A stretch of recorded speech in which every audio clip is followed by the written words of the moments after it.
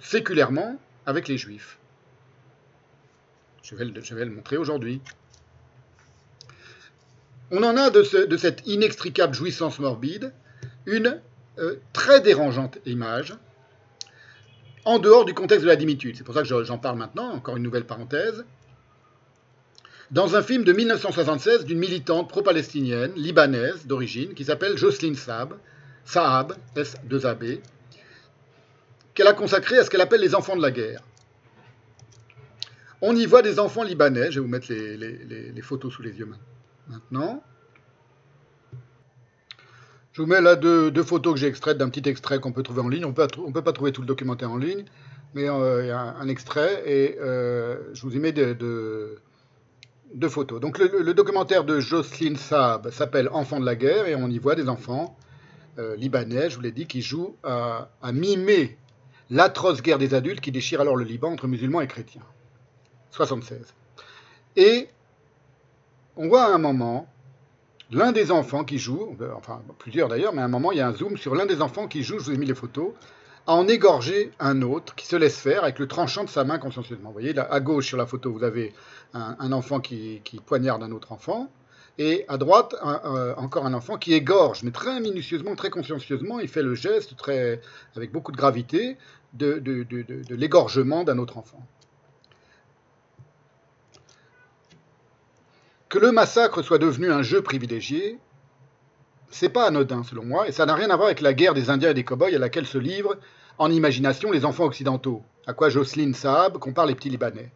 Ni, selon moi, à un simple mimétisme reproduisant la guerre des adultes sous prétexte qu'ils y sont coutumiers.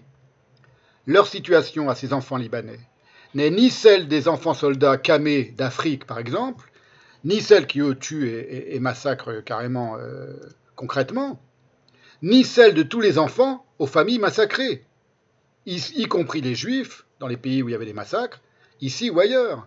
Jamais les petits-enfants juifs de Russie ou de Pologne, après un pogrom, s'amusaient à mimer les massacres.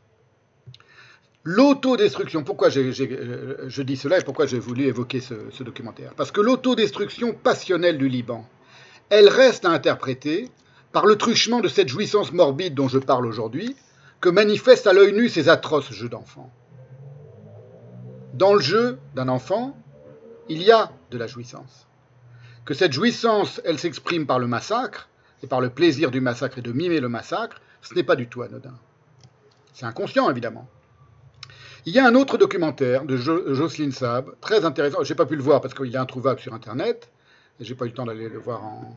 C'est un petit reportage de 10 minutes, qui date aussi de 75, et je vous en montre une présentation, qui s'appelle Le Front du Refus, et qui lui est consacré aux Palestiniens et aux commandos suicides palestiniens en 75. Et il est intéressant parce qu'il offre à penser, ne serait-ce que par la manière dont elle en parle, Jocelyne Saab. J'ai retrouvé une interview d'elle qui décrit ce film et qui explique ce qu'elle a voulu faire dans ce film. Et ça offre à penser concernant cette cruciale question de ce que j'appelle la jouissance morbide. La jouissance du massacre, l'humeur massacrante.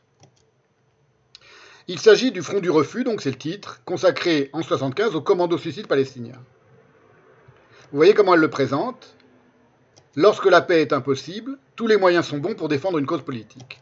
C'est ainsi qu'est née l'idée des commandos suicides à la frontière entre les territoires palestiniens et israéliens. Alors, je vous ai dit, je n'ai pas trouvé de traces de ce, de ce film sur où que ce soit sur Internet.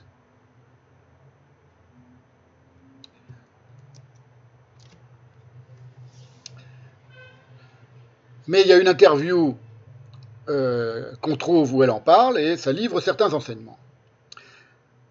La première évidence, c'est que Jocelyne Saab ne comprend pas le sens de ce qu'elle filme.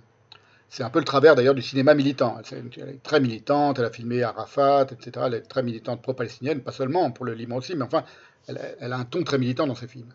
Voilà ce que dit, donc je vous le relis, l'affiche. Lorsque la paix est impossible, tous les moyens sont bons pour défendre une cause politique. C'est ainsi qu'est née l'idée des commandos suicides à la frontière entre les territoires palestiniens et israéliens. Toute la cécité militante de la réalisatrice réside dans le « c'est ainsi qu'est née ». Comme c'était juste par hasard qu'est née l'idée du commando suicide, puisque tous les moyens sont bons.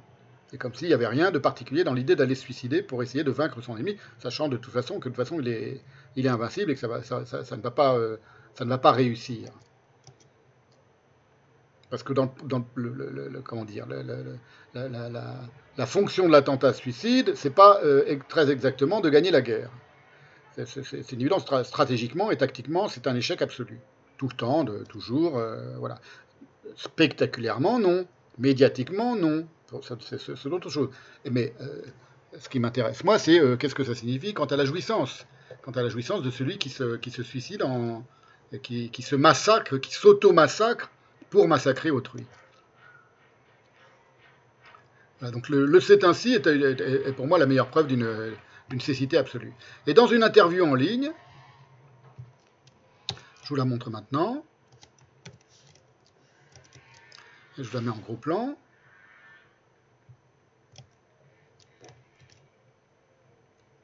Jocelyne Saab explique que l'OLP lui reprocha son documentaire, après l'avoir fait, donc en 1976, parce qu'on y voyait des fédayines, donc des soldats palestiniens, des militants palestiniens, y faire un salut nazi, qui est celui des militants du Hamas aujourd'hui, il faut le savoir. Et que cela donnait une mauvaise image du mouvement. Voilà ce qu'elle explique. Les membres du Fatah, donc de l'OLP, me reprochèrent d'avoir recueilli la parole de la branche dure du mouvement, de la résistance. Bref, de donner une mauvaise image de la lutte palestinienne en montrant sa frange la plus radicale et la plus violente. Tu ne vois pas qu'il lève la main ? Tu ne vois pas qu'il lève la main ? Et que leur geste ressemble à un salut nazi ? En Occident, on va encore assimiler ceux qui luttent pour un État palestinien à des antisémites ou des pro-nazis. Or, tu sais bien que ce n'est pas le cas. Elle reprend, Jocelyne Saab, dans l'interview. Est-ce qu'ils effectuaient un salut nazi ? Elle n'en est pas sûre. Peut-être que oui, peut-être que non. En fait, je ne pense pas, avec le recul, mais il y avait peut-être un malentendu possible. Bon, je passe sur l'influence extrême du nazisme sur les populations arabes pendant toute la guerre et l'extraordinaire notoriété des nazis et d'Hitler encore aujourd'hui. Hein. C'est-à-dire que la collusion entre la Ligue arabe, l'idéologie pro-palestinienne et le nazisme, elle est avérée depuis la Seconde Guerre mondiale. Donc c'est plus des choses qui sont... Donc il n'y a aucune contradiction et rien d'illogique à ce que ces gens aient décidé de faire le salut nazi en hommage aux nazis et en référence aux nazis. Dans le Liban, et voilà comment elle explique son avis à elle, qui est contraire au mien, dans le Liban où j'ai grandi, un pays réellement cosmopolite, ouvert à de multiples confessions, accordant des droits aux minorités religieuses, dans ce cas-là, pourquoi il s'est autodétruit ? Il faut poser la question, si c'était si pacifique que ça, le Liban, d'avant la guerre civile. Il n'y avait pas d'antisémitisme dans la société. C'est faux, évidemment. Il connaît très mal l'histoire de son pays. Suite aux divers conflits avec l'État d'Israël et à tous les bombardements, des critiques ont été exercées contre ce pays, des critiques souvent virulentes vu l'ampleur des dégâts humains et matériels, mais je crois qu'il est important de différencier les deux et de rappeler l'absence de tradition antisémite au Liban ou dans les pays voisins. Absolument faux. Alors qu'il était autrefois très répandu en Europe aussi. Donc vous voyez le niveau de bêtise du discours militant qui ne connaît rien à l'histoire, qui ne connaît rien précisément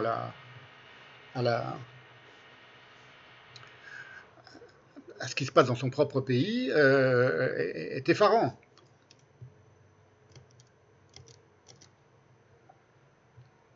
Elle connaît très mal l'histoire de son pays, elle connaît très mal surtout la responsabilité de nombreux publicistes, intellectuels, universitaires, journalistes, militants libanais, souvent chrétiens au début du XXe siècle, dans la diffusion de l'antisémitisme européen le plus ordurier parmi les populations arabes du Moyen-Orient. Tout ça, c'était dans la première moitié du XXe siècle, au tout début du sionisme. Ils ont importé les chrétiens libanais, entre autres maronites et grecs orthodoxes, tous les pamphlets antisémites, les pires ordureries qui régnaient partout en Occident depuis 50 ou 100 ans, à commencer par le protocole des sages de Sion, parmi les populations arabes. C'est surtout, par rapport à ma séance d'aujourd'hui, la description d'un autre moment du documentaire, de son petit documentaire, que je n'ai pas vu mais qu'elle décrit, qui m'a mis la puce à l'oreille et qui va nous amener à notre thèse d'aujourd'hui. Enfin, notre thèse, à la formule titulaire de cette séance, à savoir le juif est comme une femme, dont elle ne semble pas saisir la morbide symbolique libidinale et qui a attiré mon attention. On voit, dit-elle, les groupes de choc à l'entraînement. Mais tu remarqueras que j'ai décidé de garder une scène qui peut paraître inattendue et surprenante dans ce contexte. Deux points. Un des membres du commando danse, se déhanche, en rythme, foulard noué autour de la taille. Il effectue des mouvements très féminins, dit-elle. Je trouve. N'oublions pas la place de la danse qui accompagne tous les actes importants de la vie. C'est extraordinaire parce qu'elle dit n'oublions pas la place de la danse et elle ne pense pas à dire n'oublions pas la place de la femme qui accompagne tous les moments importants de la vie. Quelle est cette place dans la culture arabe et musulmane traditionnelle? Et pourquoi se met-il à danser alors qu'il va se livrer à la mort?